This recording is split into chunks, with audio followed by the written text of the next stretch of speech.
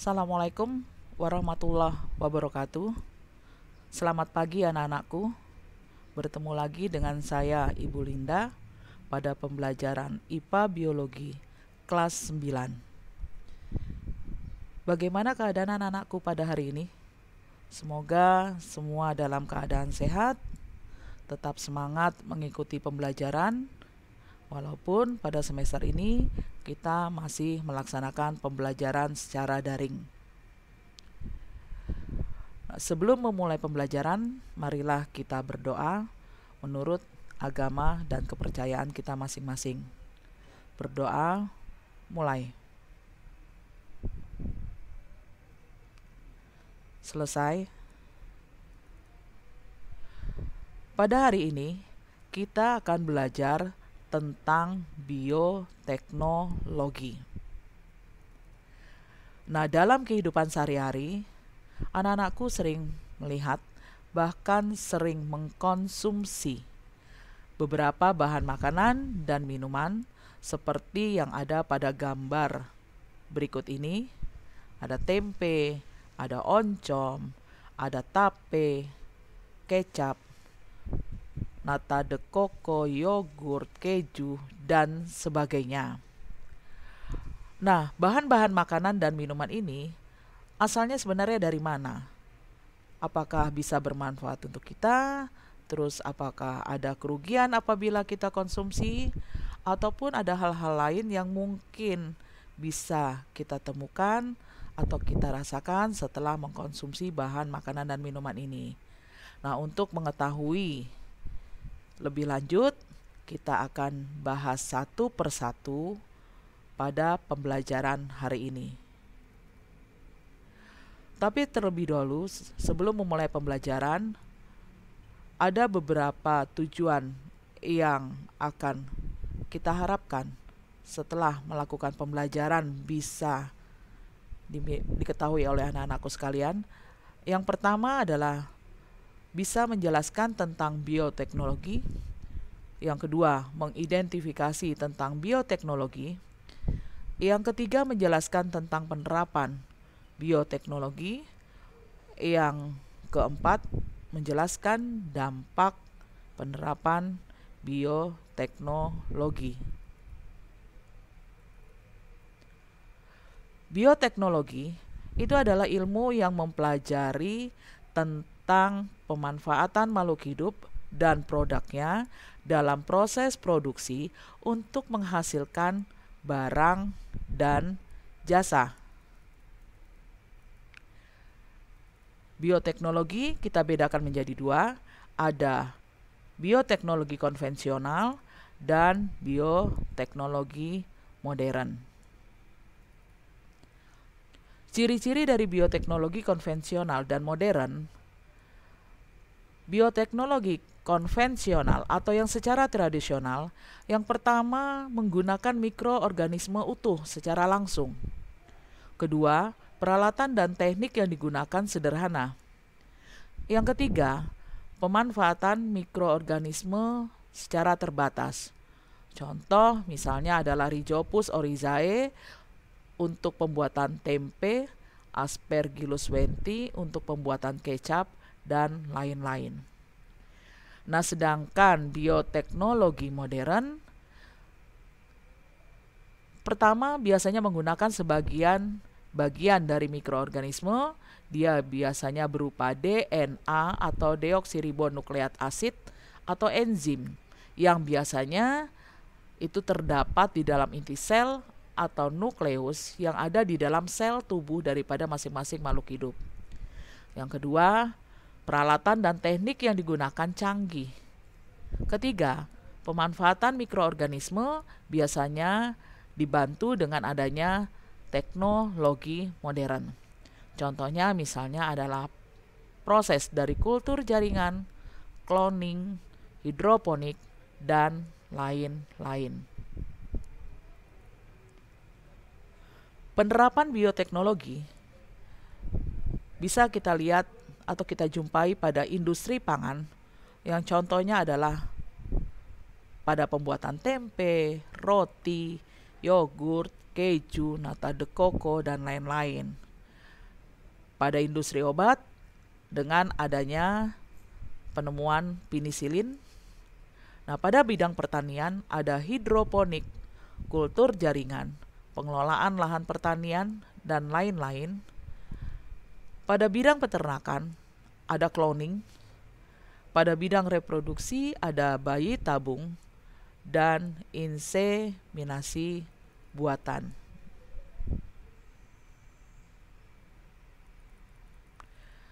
Pada kesempatan kali ini kita akan bahas satu persatu dari proses penerapan bioteknologi. Pada bidang pangan, ada contohnya adalah tempe yang merupakan fermentasi dari kedelai dengan jamur Rhizopus oryzae. Terus ada tape yang merupakan fermentasi singkong dengan bantuan enzim Saccharomyces cerevisiae.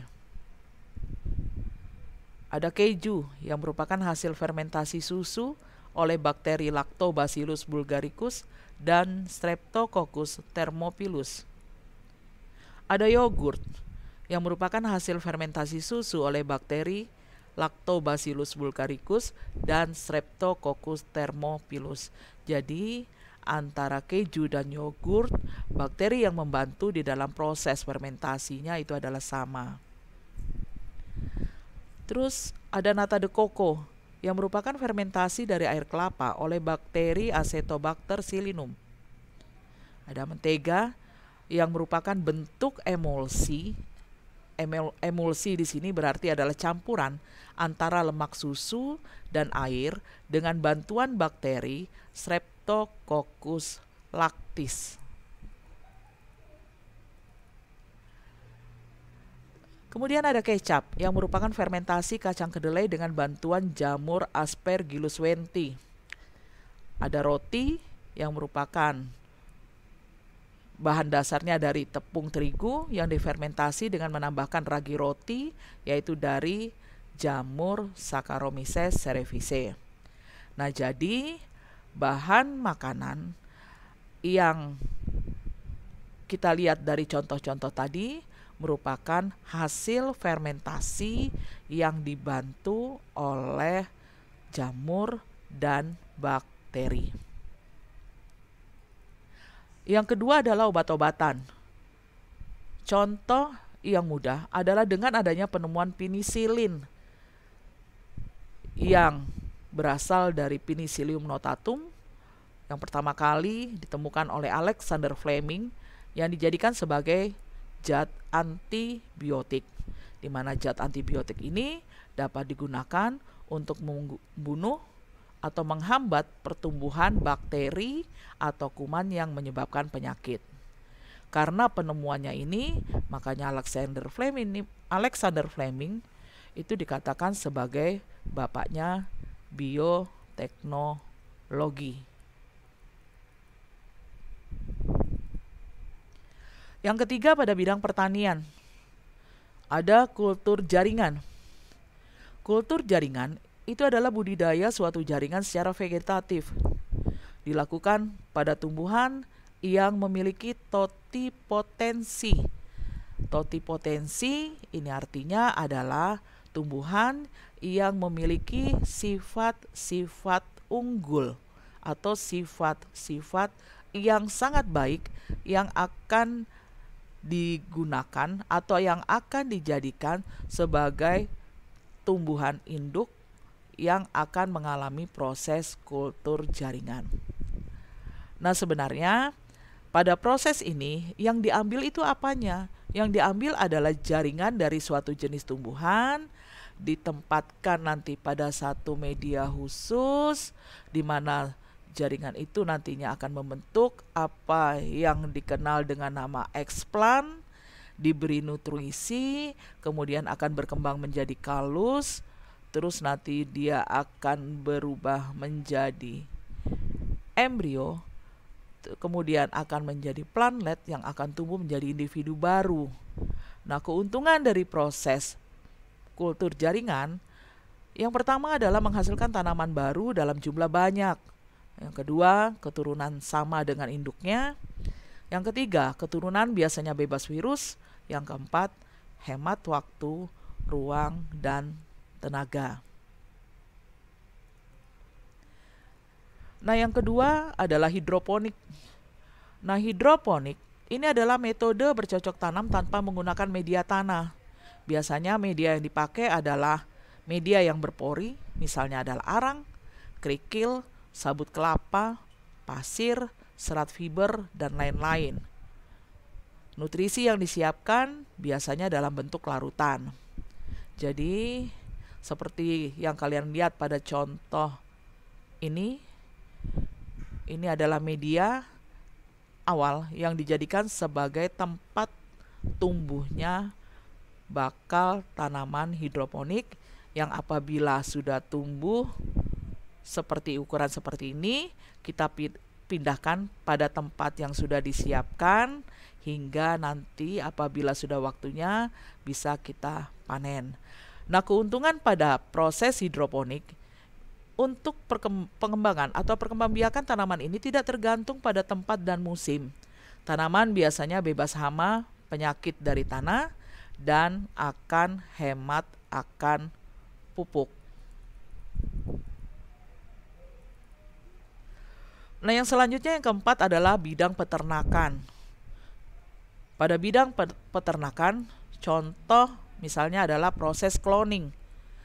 Cloning ini adalah proses untuk menghasilkan individu secara vegetatif.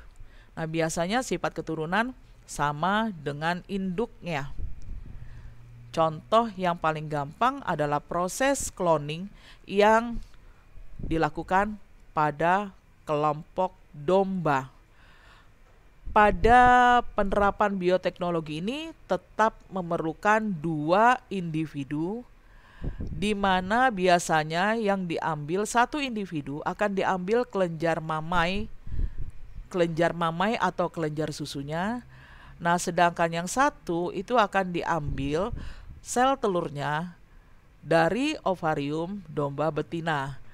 Nah, nanti 2 bagian ini akan disatukan pada satu media dengan bantuan sengatan listrik.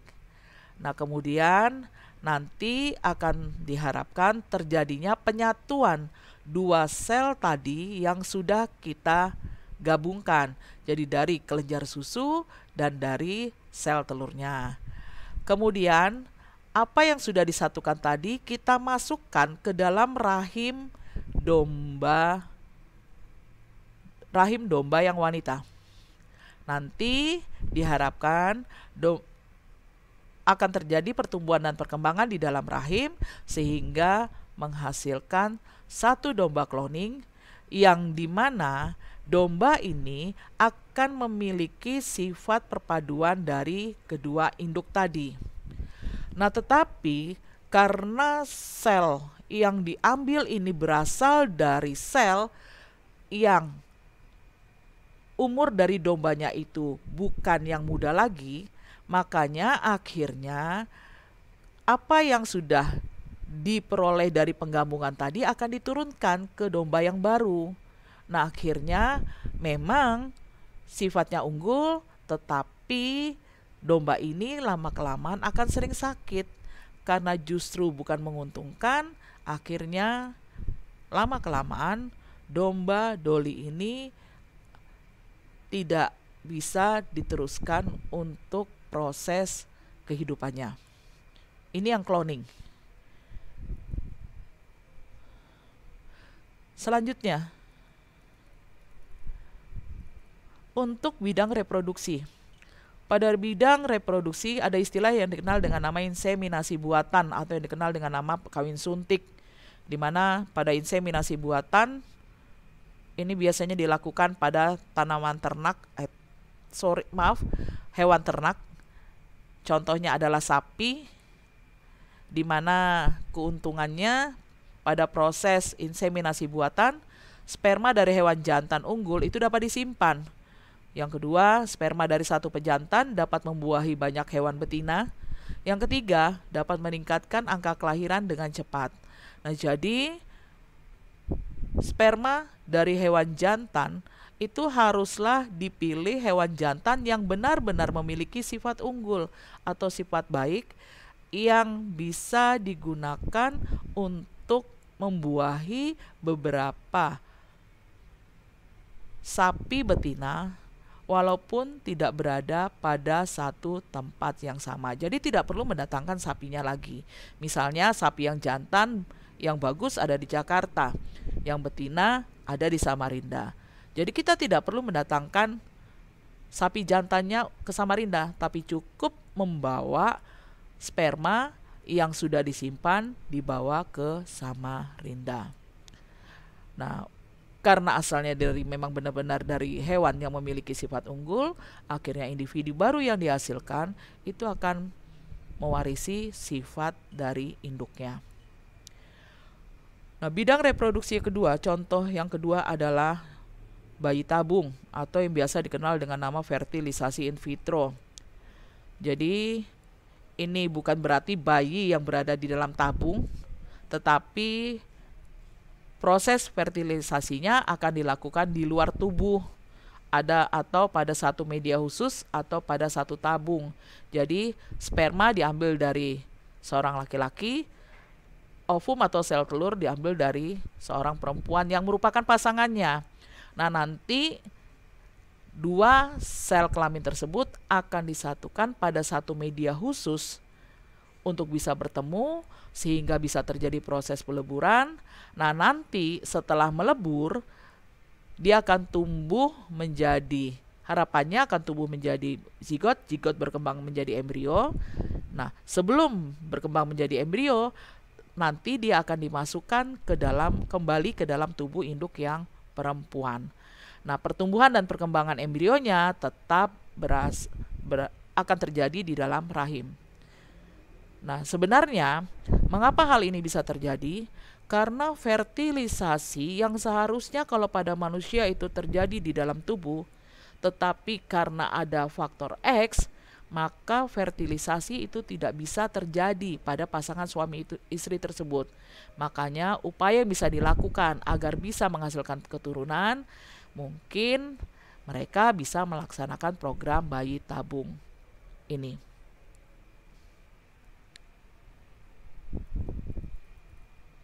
Nah, sebenarnya masih banyak contoh yang merupakan hasil penerapan dari bioteknologi. Ibu hanya menjelaskan beberapa contoh saja. Nanti contoh-contoh yang lain bisa kalian lihat pada buku-buku penunjang atau pada internet yang biasa sering kalian buka. Nah, yang terakhir, dampak dari proses penerapan bioteknologi ada dampak positif pada bidang pengolahan makanan. Yang pertama, berkembangnya produksi makanan sehingga menjadi sumber penghasilan tambahan masyarakat. Yang kedua, dihasilkan sumber makanan alternatif seperti produksi chlorella. Ingat, chlorella ini adalah ganggang hijau yang dijadikan sebagai bahan makanan tambahan atau bahan makanan baru selain bahan makanan yang biasanya kita konsumsi. Yang ketiga, dapat mengatasi kekurangan pangan dengan meningkatkan kualitas dan jumlah makanan.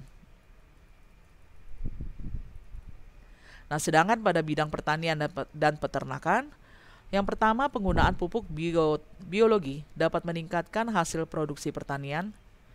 Yang kedua, penggunaan agen biologi dapat mengontrol hama dan mengurangi residu pestisida pada produk pertanian.